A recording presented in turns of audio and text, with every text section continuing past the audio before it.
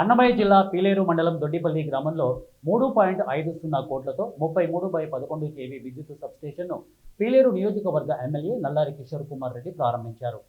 దొడ్డిపల్లి గ్రామం కొత్తపేట దగ్గర నుండి విద్యుత్ సబ్స్టేషన్ వరకు ద్విచక్ర వాహనాలతో భారీగా ర్యాలీ నిర్వహించి బాజా భజంత్రీలు, మేళతాళాలు, బాణసంచాలు పేల్చి పూలవర్షం కురిపించి ఎమ్మెల్యేకు జనం నీరాజనం పలికారు.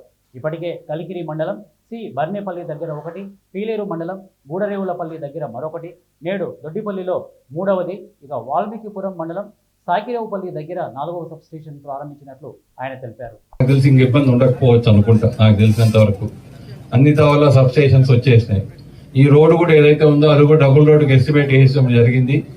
ఇక గుంటూరు వరకు డబుల్ రోడ్డు కోసం అది కూడా ఎస్టిమేట్ వేసి పంపిస్తున్నాం. ఏదైతే చంద్రబాబు నాయుడు గారి నాయకత్వంలో కూటమి ప్రభుత్వం నన్ను గెలిపించిన తర్వాత మాట చెప్పిన ప్రకారం మనము హామీలు ఏదైతే ఇచ్చినామో ఒకటోటి అన్ని మాట చెప్పామో అది కూడా దగ్గరలో నెరవేరుస్తాం. ఈ రోజు మాట చెప్పి మనం వెనకానికి పోయే పరిస్థితి లేదు. ఆ రోజు మన మాట చెప్పిన ప్రకారం అన్ని నెరవేర్చుకుంటూ పోతున్నాం.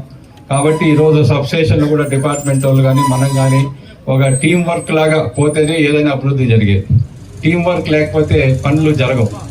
కాబట్టి ఈరోజు మందే ఒక నిదర్శనం.